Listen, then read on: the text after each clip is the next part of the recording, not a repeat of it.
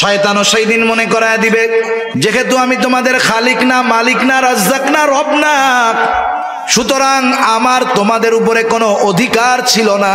কিন্তু একটা জিনিস আমি করতাম, ইল্লা আন দাউতুকুম ফাস্তাজাবতুম লি, আমি শুধু তোমাদেরকে আমার দিকে ডাকতাম, আর তোমরা সব কিছু বাদ দিয়ে আমার ডাকে সাড়া দিয়ে আমার দিকে ছুটে আসতা। আমি কিছুই দেই নাই, কিছুই করি নাই, কোনো অধিকার তোমাদের উপরে নাই, শুধু ডাক দিতাম যে আমার দিকে আসো, তোমরা সব কিছু সাইডা আমার দিকে চলে আসতা। অথচ আমাদের দেশে গোটা দুনিয়ার মধ্যে মসজিদ গুলাতে দৈনিক 5 বার আজান হয় কি হয় না? এই আজান দেয় মুয়াজ্জিন। আমরা যদি মনে করি মুয়াজ্জিনকে বেতন দিয়ে রেখেছি, মুয়াজ্জিনের কাজ হইল আজান দেওয়া, এটা যদি মনে করি এটা আমাদের বড় ভুল হবে। মুয়াজ্জিন সে হলো আল্লাহ তাআলার মুখপত্র, প্রেস সচিব। আল্লাহ তাআলার মুখপত্র, প্রেস সচিব। এই জন্য কোন ব্যক্তি যদি ইখলাসের সাথে মুয়াজ্জিনি করে, কিয়ামতের দিন হাদিসের মধ্যে আসছে আল্লাহ তাআলা তার ঘাড়টাকে লম্বা বানায় দিবে। কিয়ামতের মানুষ বুঝতে পারবে এই ব্যক্তি দুনিয়ার মধ্যে মুয়াজ্জিন ছিল। এখন এই মুয়াজ্জিন আমাদেরকে কার দিকে ডাকে বলেন তো?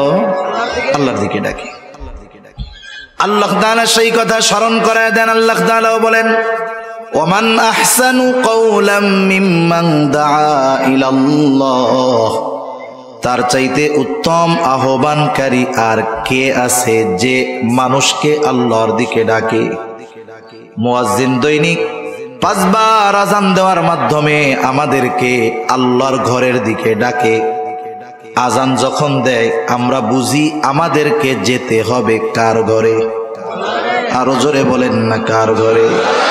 বলেন তো, কারো ঘরে কারো অনুমতি ছাড়া ঢোকা জায়েজ আছে নাকি? ওয়াজ খালি আমরা শুনি, কিন্তু ওয়াজ নিয়ে ফিকির করি না, চিন্তা করি না। ঘর হলো আল্লাহর, ডাকতেছে মুয়াজ্জিন, তার মানে মুয়াজ্জিনকে আল্লাহর ঘরে ডাকার অনুমতি আল্লাহ তাআলা দিবেন, ঠিক কিনা বলেন? তাহলে যদি সহজ কথায় বলি, এই ডাকটা মূলত মুয়াজ্জিনের না, ডাকটা কার? আপনার কাছে আপনার এলাকার সম্মানিত চেয়ারম্যান সাহেব অথবা এমপি সাহেব একজন লোক পাঠায় বলছে যে ভাই এমপি সাহেব আপনাকে ডাকছে, আমাকে ডাকতে বলছে। বলেন তো, ওই লোকটা যত ছোট হোক, সামাজিকভাবে তার যত সম্মান কম হোক না কেন, আমি আপনি যদি ওই লোকের কথাটাকে ফিরায় দেই, তার কথা ফেরানো হবে না, বরং এমপি সাহেবের কথা ফিরায়া দেওয়া হবে। মুয়াজ্জিন সে যে হয় হোক, ডাকতেছে আল্লাহর দিকে, আল্লাহর আদেশে সে ডাকতেছে। এখন চিন্তা করেন, আল্লাহ তাআলার এই আহ্বান, আল্লাহ তাআলার এই দাওয়াত যে বান্দা আমার ঘরে আসো, আমার ঘরে আসো, নামাজ পড়ো, নামাজের মধ্যে কল্যাণ। শয়তান সেই দিন মনে করায় দিবে আমি ডাক দেওয়ার সাথে সাথে সব থইয়া চলে আসছো, কিন্তু আল্লাহ তাআলা দৈনিক তোমারে 5 বার তার ঘরে দাওয়াত দিছে, যাও নাই। ইল্লা আন দাউতুকুম ফাস্তাজাবতুম লি, যেই আল্লাহ তোমারে খাওয়াইছে, যেই আল্লাহ তোমাকে বানিয়েছে, যেই আল্লাহ তোমার রব, তার ডাকে সাড়া না দিয়া আমার ডাক শুইনা চইলা আসছো। তোমার মতো নাফরমান আর কেউ নাই। তোমার এই পরিণতি যে হয়েছে, এই জন্য তুমি আমারে বকা দিও না। ফালা তালুমুনি ওয়ালুমু আনফুসাকুম, আমাকে তিরস্কার কইরো না, আমারে ভৎসনা কইরো না। তোমরা নিজেরা নিজেদেরকে তিরস্কার করো, ভৎসনা করো। আর শুনা নাও, আজকের এই দিনে মা আনা বিমুসরিখিকুম ওয়া মা আনতুম বিমুসরিখিয়া, আমি নিজের জন্য কিছু করতে পারবো না, তোমাদের জন্য কিছু করতে পারবো না। সাথে সাথে এটাও জেনে নাও, ইন্নী কাফারতু বিমা আশরাকতুমুনি মিন ক্বাবল। কিয়ামতের দিন শয়তান তার অনুসারীদের সাথে এই বক্তব্য দিয়ে সম্পর্ক ছিন্ন করবে। এটা যে করবে, এ ব্যাপারে কোনো সন্দেহ আছে? না থাকার কারণ এই বক্তব্যটা আমাদের যিনি জানিয়েছেন তিনি কে? এখন বলেন, এত সুস্পষ্টভাবে দুশ্মনের পরিচয় বলে দেওয়ার পরেও, দুশ্মনের মিশন কর্মপন্থা সব কিছু বলে দেওয়ার পরেও কেউ যদি আল্লাহর আহ্বানে সাড়া না দিয়ে শয়তানের ডাকে সাড়া দিয়ে পরকালে ক্ষতিগ্রস্ত হয়, পাপে লিপ্ত হয়, বলেন তো এর মতো জালেম দুনিয়ায় আর কেউ আছে? এজন্যই আল্লাহ তাআলা এর পরপর বলেন, ইন্নায যালিমিনা লাহুম আযাবুন আলীম, নিশ্চয়ই জালেমদের জন্য কঠিন শাস্তি আল্লাহ তাআলা প্রস্তুত করে রাখছেন। সব কথার মূল কথা, শয়তানের দলের লোক যারা, এরা যে ক্ষতিগ্রস্ত হবে সে কথাই আল্লাহ তাআলা বলেন, উলাইকা হিজবুশ শাইতান আলা ইন্না হিজবাশ শাইতানি হুমুল খাসিরুন। আল্লাহ তাআলা বলেন, শয়তান যাদের ঘাড়ের উপরে চেপে বসেছে, আমি আল্লাহর স্মরণ থেকে যাদেরকে গাফেল বানায় দিয়েছে, ওই মানুষগুলোই হলো শয়তানের দলের লোক। আর যারা শয়তানের দলের লোক তারা হলো ক্ষতিগ্রস্ত। ক্ষতিগ্রস্ত যখন আল্লাহ তাআলা বলেন এর দ্বারা জানমালের ক্ষতি হবে, বিষয়টা এমন নয়, বরং সে ক্ষতিগ্রস্ত হবে কেমনে? এই ক্ষতি হবে অনন্তকালের জাহান্নামের বাসিন্দা হওয়ার মাধ্যমে। সেজন্য আল্লাহ তাআলা আমাদের শয়তানের দল হওয়া থেকে বেঁচে থাকার তৌফিক দান করুন, জোরে বলি আমিন। তাহলে দুনিয়াতে দল কয়টা? একটা হলো শয়তানের দলের লোক, একটা হলো শয়তানের দল। কার দল? আর একটা কার দল? আমরা কার দলের লোক হব? হাত উঁচু করে বলি নারায়ে তাকবীর, নারায়ে তাকবীর, মাশাআল্লাহ। হাত নামাই। শয়তানের দলের মোটামুটি পরিচয় অবস্থা আমরা জানলাম। আল্লাহর দলের পরিচয় জানার দরকার আছে না? একটু কষ্ট হইতেছে নাকি আপনাদের? আমার তো কষ্ট হইতেছে, এই জন্য বেশি সময় আর আপনাদের কষ্ট দিব না, কারণ আগামী দিন আমার বড় শ্রদ্ধেয় ব্যক্তিত্ব, শ্রদ্ধার মানুষ, ভালোবাসার মানুষ আল্লামা আব্দুল বাসিত খান সাহেব আসবে। কালকেও তো আপনারাই আসবেন, এজন্য বেশি সময় কষ্ট দিব না ইনশাআল্লাহ। এরপরে আল্লাহ তাআলা বলতেছেন, আমি যে আয়াতগুলো তিলাওয়াত করেছি সূরা মুজাদালার শেষ কয়েকটা আয়াত, এক আয়াতের কথা মোটামুটি শেষ। এরপরে আল্লাহ রাব্বুল আলামিন বলতেছেন, ইন্নাল্লাযীনা ইউহাদ্দুনাল্লাহা ওয়া রাসূলাহু উলাইকা ফিল আযাল্লিন, যারা আল্লাহ এবং রাসূলের সাথে শত্রুতা পোষণ করে, দুশমনী রাখে, তারা চরম অপমানিত হবে। এরপরেই আল্লাহ তাআলা তার দলের লোকদের হালত অবস্থা কি হবে সেই ঘোষণা দেন। নিজের দলের কথা বলার শুরুতেই আল্লাহ তাআলা বলেন, কাতাবাল্লাহু লাআগলিবান্না আনা ওয়া রুসুলি ইন্নাল্লাহা কাওয়িয়্যুন আজিজ। আল্লাহ তাআলা নিজের দলের কথার শুরুতেই বলেন কাতাবাল্লাহ, আল্লাহ তাআলা নির্ধারিত করে রাখছেন, লেখা রাখছেন। কি লেখা রাখছেন? লাআগলিবান্না আনা ওয়া রুসুলি, আমি আর আমার রাসূলের দলের বিজয় হবেই হবে, এটা লিখে রাখছেন কে? তার মানে আল্লাহর দলের লোক যারা, তাদের বিজয় হবেই হবে। এখন আল্লাহর দলের লোক যারা, তাদের বিজয় হবেই হবে। কেন? কারণ ইন্নাল্লাহা কাওয়িয়্যুন আজিজ, আল্লাহ তাআলা হলেন মহাশক্তিশালী, মহাপরাক্রমশালী। এই জন্য কোনো ব্যক্তি যদি আল্লাহর দলের লোক হয়ে যায়, লড়াইতে জিতুক, হারুক আর মরুক, তার নাম জয়ীদের তালিকায় চলে যায়। আল্লাহর দলের লোক হইলেই জয় সুনিশ্চিত। এই যে ফিলিস্তিনের পক্ষে, আকসার পক্ষে, বাইতুল মুকাদ্দাসের পক্ষে যারা ইহুদিদের বিরুদ্ধে যুদ্ধ করতেছে, হয়তো ইসরায়েল সারা দুনিয়াকে কনভিন্স করে গাজাকে পৃথিবীর মানচিত্র থেকে মুছে দিবে। হতে পারে 20 লক্ষ গাজার বাসিন্দাদেরকে একেবারে শেষ করে দিবে। এরা যদি মরেও যায়, বলেন তো এরা পরাজিত হবে নাকি? মরলে পরাজিত হয় না, মরলেই হেরে যায় তা না, বরং মৃত্যুর মাধ্যমে মানুষ তার চূড়ান্ত গন্তব্যে পৌঁছাতে পারে। একটা ঘটনা বলি আপনাদের, তাইলে বুঝতে সহজ হবে। রাসূল আকরাম সাল্লাল্লাহু আলাইহি ওয়াসাল্লাম দুনিয়ায় আসার পূর্বে ঈসা আলাইহিস সালাতু ওয়াস সালামের পরে এক জালেম বাদশার ঘটনা তাফসীরের মধ্যে আসছে। এই জালেম বাদশার নাম ছিল ইউসুফ জুরনাওয়াজ। সে নিজেকে খোদা দাবি করত। তৎকালীন সময়ের খ্রিস্ট ধর্মের অনুসারী যারা ছিল তাদের উপরে জুলুম অত্যাচার সে চালায়া যাইত। এই বাদশাহ ইউসুফ জুরনাওয়াজের দরবারে একজন জাদুকর ছিল। জাদুকর বৃদ্ধ হয়ে গেছে। জাদুকর বাদশার কাছে বলে, বাদশাহ আপনি একজন মেধা সম্পন্ন বালকের ব্যবস্থা করেন, আমি আমার জাদু বিদ্যাটা তাকে শিখাইয়া দেয়া যায়, যাতে করে আমার মৃত্যুর পরে এই বিদ্যার দ্বারা আপনি উপকৃত হতে পারেন। সারা দেশে যাচাই বাছাই করে একজন মেধাবী বালকের ব্যবস্থা করা হলো। বালককে বলা হলো, বালক তুমি রাজ দরবারে থাকবা, রাজপ্রাসাদে থাকবা, তোমার যা কিছু প্রয়োজন খাবা দাবা ঘুরবা, দৈনিক ওই জাদুকরের কাছে গিয়ে তুমি জাদু শিখে আসবা। ছেলেটা প্রতিদিন জাদুকরের কাছে জাদু শিখতে যায়। যাওয়ার পথে একজন খ্রিস্টান পাদ্রী তার খানকা ছিল, ওইখানেও কিছু মানুষ লুকায়া লুকায়া ওই খ্রিস্টান আলেম পাদ্রীর কাছে গিয়া তৎকালীন সময়ের দিন শিখত। এই বিষয়টা বালকের দৃষ্টিগোচর হলো। একদিন বালক ওই খ্রিস্টান পাদ্রীর কাছে গেল।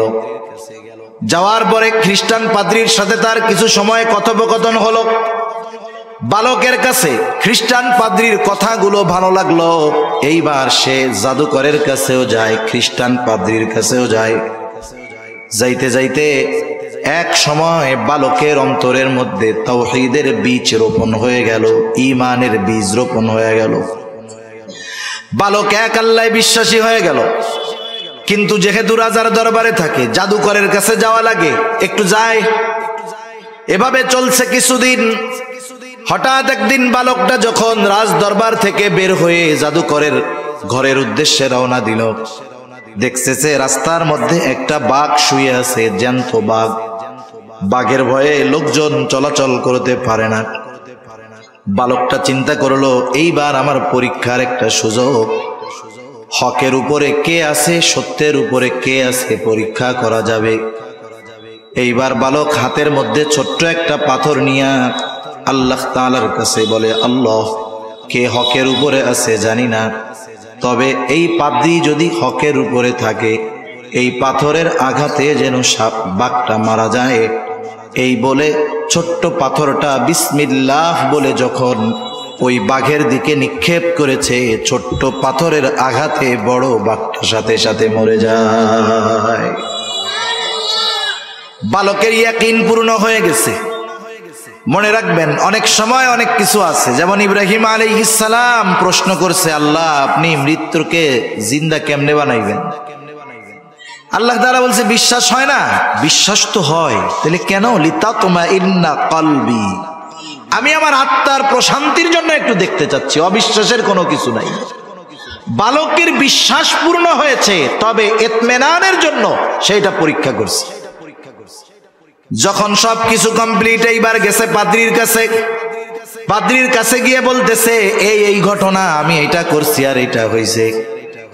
পাদ্রী বলতেছে, বালক তুমি তো কামেল হয়ে গেছো, ঈমান পরিপূর্ণ হয়ে গেছে, অচিরেই তোমাকে পরীক্ষার সম্মুখীন হওয়া লাগবে, মুসিবত তোমার দেখা দিবে। তখন যদি তুমি বিপদে পড়ো, মুসিবতে পড়ো, খবরদার আমার নামটা প্রকাশ করো না, গোপন রাখো।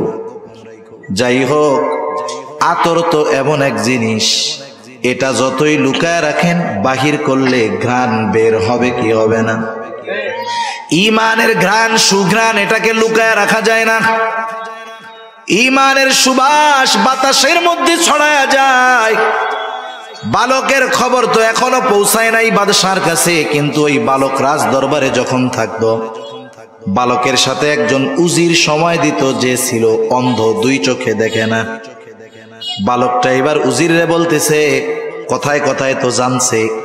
উজির হয়তো বলতো, আমার চোখ দুইটা যদি ভালো হইতো, কতই না ভালো হইতো, দুনিয়াটা দেখতে পারতাম। বালক এইবার উজিরকে বলে, উজির তোমার চোখ ভালো হয়ে যাবে, কে ভালো করবে?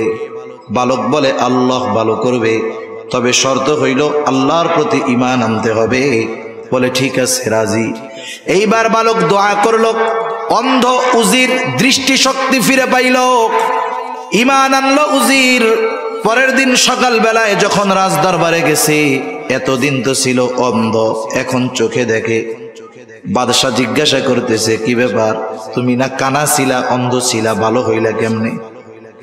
উজির এবার বলতেছে, আমাকে ভালো করছে আমার আল্লাহ। বাদশাহ বলে, কি বলিস? আমি হইলাম তোর আল্লাহ? কোন আল্লাহ তোরে ভালো করলো ক? এইবার উজিরের উপরে জুলুম অত্যাচার। উজির জুলুম অত্যাচারের তীব্রতায় বলে দিল, এই বালক এইভাবে আমার চোখ ভালো করছে, বালকের হাত ধইরা আমি ঈমান আনছি। বাদশাহ বুঝতে পারলো কাজ সারা। আমাদের অঞ্চলের ভাষায় বলে দুধ কলা দিয়া সাপ পুষছি। কারে এতদিন রাজ দরবারে বসাইয়া খাওয়াইলাম, এ দেখি আমার বড় দুশ্মনে পরিণত হয়ে গেছে। রাজা বুঝতে পারলো, বাদশাহ বুঝতে পারলো, আমার খোদাই দাবির সবচাইতে বড় বাধা হয়ে দাঁড়াবে এই বালক। আল্লাহ তাআলা তো পারেন, আল্লাহ তাআলা পারেন। ফেরাউনের ঘরে আল্লাহ তাআলা মুসা আলাইহিস সালামকে লালন পালন করাইছেন।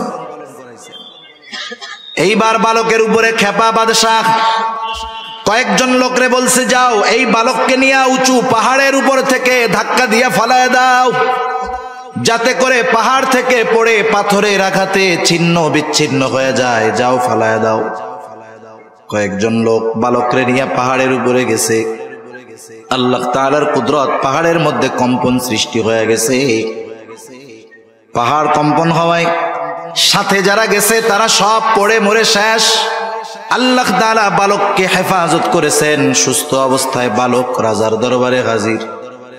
রাজা জিজ্ঞাসা করে, ওরা কোথায়? বলে, ওরা সব শেষ। তুমি বাঁচলা কেমনে? বলে, আমাকে বাঁচিয়েছেন আমার আল্লাহ। যেই বেটা নিজে খোদা হইতে চায়, ওর সামনে যদি আর একজন আল্লাহর কথা বলে, ওর খুব ভালো লাগবে না? ভালো লাগবে। ওই আল্লাহ শব্দটা ওর বুকে তীরের মতো যায় লাগতেছে। এইবার আর এক গ্রুপরে বলছে, যা একে গভীর সমুদ্রের মধ্যে নিয়ে গিয়ে ফালায়া দিবি। মনিটরের আওয়াজটা একটু ছেড়ে দিতে বলেন।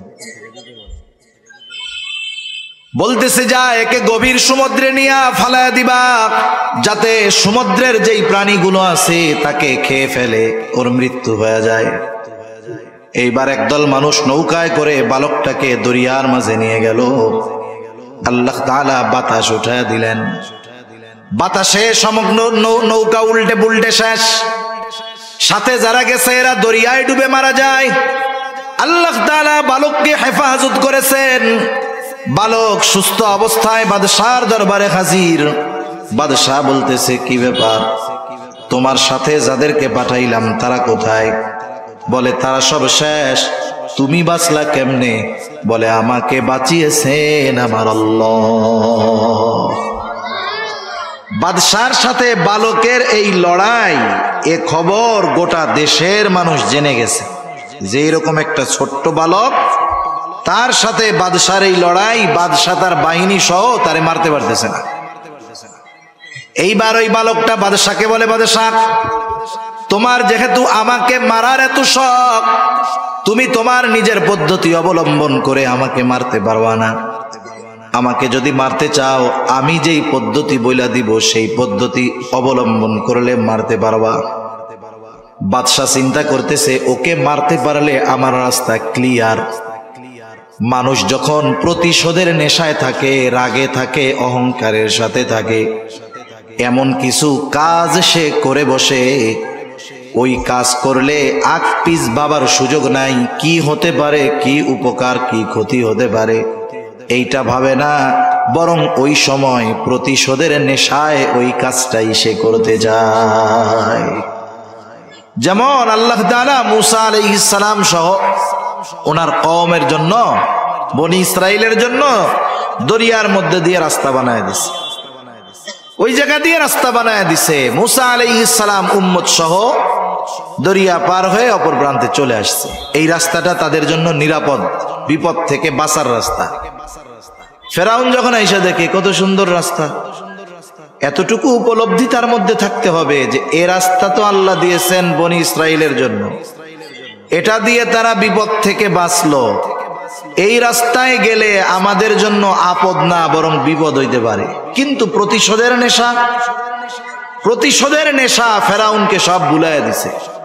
এবার বাহিনী সৈন্য সামন্ত নিয়ে রাস্তায় রওনা দিছে।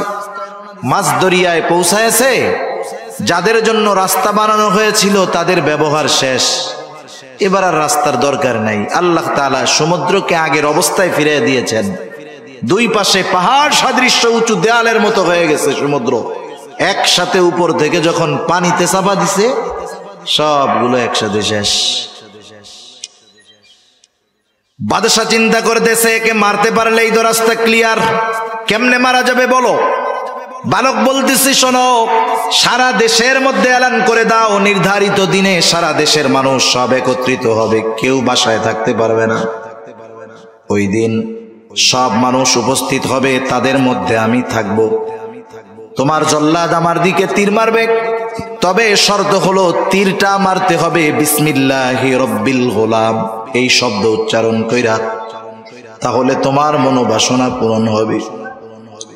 বাদশাহ ইউসুফ জুরনাওয়াজ সারা দেশে ঘোষণা করে দিয়েছে, সব মানুষ নির্ধারিত দিনে উপস্থিত। দুগ্ধপোষ্য শিশুকে নিয়ে তার মা উপস্থিত, বৃদ্ধ আবাল বনিতা, যুবক যুবতী, কিশোর কিশোরী সব উপস্থিত।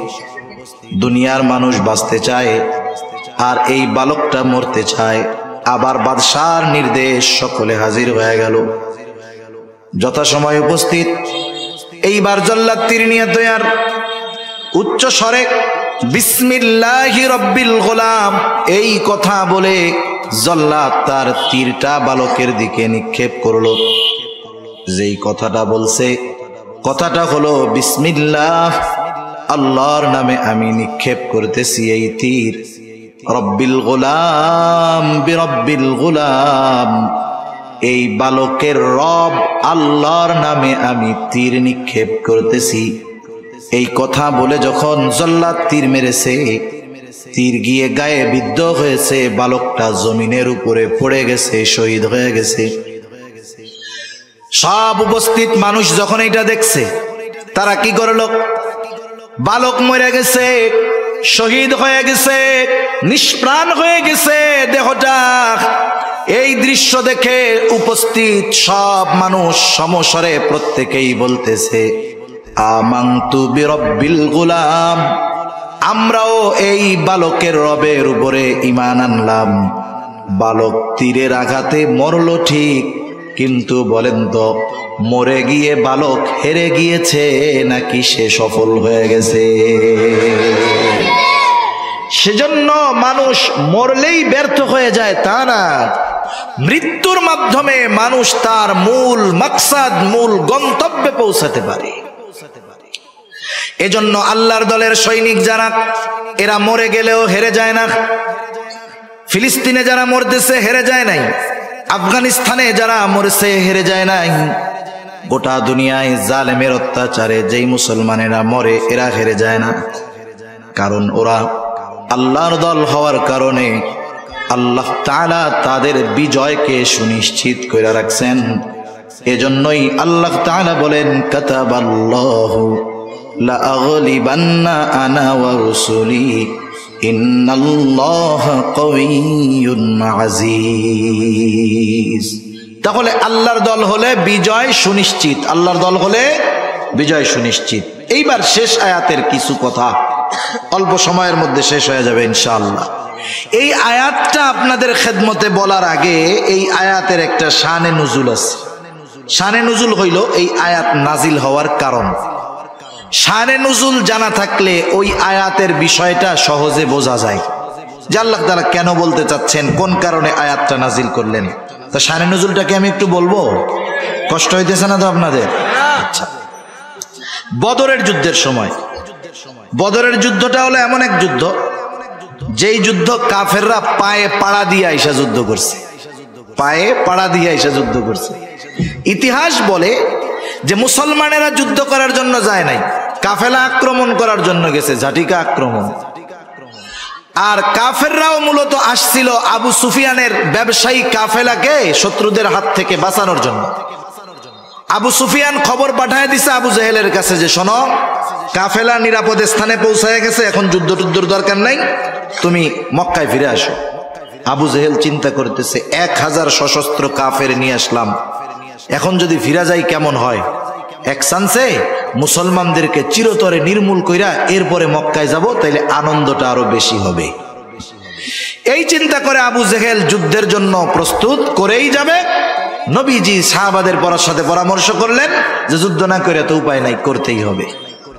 এ যুদ্ধটা সাধারণ যুদ্ধ ছিল না, এ যুদ্ধে বাবা ছেলের বিরুদ্ধে যুদ্ধ করেছে। আবু বকর সিদ্দিক রাদিয়াল্লাহু তাআলা আনহুর ছেলে আব্দুর রহমান, তার বিরুদ্ধে আবু বকর অস্ত্র ধারণ করেছে, যদিও পরে সে মুসলমান হয়েছে। এই যুদ্ধের একজন মুজাহিদ মুহাজির সৈনিক ছিলেন। মুহাজির মক্কা থেকে মদিনায় হিজরত করে আসছেন একজন মুহাজির সাহাবী, তার নাম হলো আবু উবাইদা ইবনুল জাররাহ।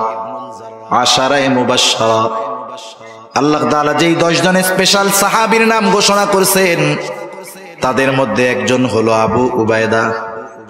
এই আবু উবাইদার নাম কেন এই স্পেশাল লিস্টের মধ্যে আসলো সেটাও বুঝতে পারবেন। আবু উবাইদা যুদ্ধের ময়দানে গেছে, যুদ্ধ চলতেছে। আবু উবাইদার বাবার নাম হলো জাররাহ, সে কাফেরদের পক্ষে যুদ্ধ করার জন্য আসছে। হঠাৎ আবু উবাইদার নজর গেল একটা লোকের দিকে। কি ব্যাপার? ও একটু পরপর রাসূলের দিকে আক্রমণ করতে চায়। আবু উবাইদা ভালো মতো খেয়াল করে দেখে ওই লোকটা হলো তার বাবা জাররাহ। আবু উবাইদা কাফেরদের সাথে লড়াই করতেছেন আর বাবাকে দেখছে। দেখার পরে বাবার মহব্বত অন্তরের মধ্যে জাগ্রত হয়ে গেছে। তিনি মনে মনে নিজে সিদ্ধান্ত নিয়েছেন, আমি যুদ্ধ করব, যুদ্ধের ময়দানে থাকব, কিন্তু বাবার মুখোমুখি হব না। বাপ কাফের হলেও বাবাকে মোহাব্বত করা, ভালোবাসা, ইসলাম এটা মানা করে নাই। বরং রাসূলুল্লাহ সাল্লাল্লাহু আলাইহি ওয়াসাল্লামের কাছে আসমা বিনতে আবি বকর রাদিয়াল্লাহু তাআলা আনহুমা আসছেন। এসে বলতেছে, ইয়া রাসূলুল্লাহ, আমার মা একজন মুশরিকা, শুধু মুশরিকা না, আপনাকে খুব অপছন্দ করে। ইয়া রাসূলুল্লাহ, তিনি আমার কাছে আসেন, আমার কাছে আসলে আমি তার সাথে কেমন আচরণ করব? নবীজি জানছেন সে মুশরিকা, নবীকে অপছন্দ করে।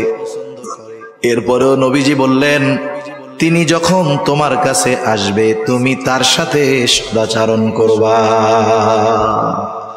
শুধু তাই না, মা বাবা যদি সন্তানকে শিরক করার জন্য চাপ দেয়, শিরক হলো এমন এক পাপ, কিছু শিরক আছে এগুলা করলে ঈমান থাকে না। যেমন মক্কার মুশরিক যারা, এরা আল্লাহকে বিশ্বাস করত, আল্লাহ তাআলার প্রতি তাদের বিশ্বাস ছিল। কোরআনুল কারীমে অনেক আয়াত আছে, যেমন আল্লাহ তাআলা এক জায়গায় বলেন, ওয়ালা ইন সাআলতাহুম মান খালাকাস সামাওয়াতি ওয়াল আরদ লা ইয়াকুলুন্নাল্লাহ। আল্লাহ তাআলা বলেন, আপনি যদি তাদেরকে জিজ্ঞাসা করেন মান খালাকাস সামাওয়াতি ওয়াল আরদ, আসমান এবং জমিনের স্রষ্টা কে, মক্কার মুশরিকদেরকে এই প্রশ্ন করলে তারা বলবে, কি বলবে? লা ইয়াকুলুন্নাল্লাহ, অবশ্যই আসমান জমিনের স্রষ্টা কে। মক্কার মুশরিকরা আল্লাহকে বিশ্বাস করত, কিন্তু কিছু শিরকের কারণে তারা বেঈমান, তাদের ঈমান শেষ। মনিটরের আওয়াজ আরো ছাড়তে হবে। তা দেখেন, কাফেরও যদি হয় মা বাবা, ভালোবাসাতে দোষের কোনো কিছু নাই। আবু উবাইদা চিন্তা করছে, বাবা লুকায় থাকি, মুখোমুখি হব না।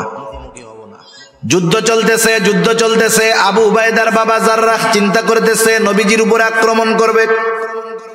যাই হোক, আবু উবাইদা যখন 2-3 বার দেখছে বাবা তো নবীর উপরে আক্রমণ করতে চায়, একটু আগে বাবাকে দেখা মহব্বত লাগছে ঠিক, কিন্তু বলেন তো, ওই বাবার প্রতি মহব্বত যতই হোক না কেন, ওই বাবা যদি নবীর উপরে আক্রমণ করে, কোন সাহাবীর অন্তরে ওই বাবার মহব্বত থাকবে নাকি?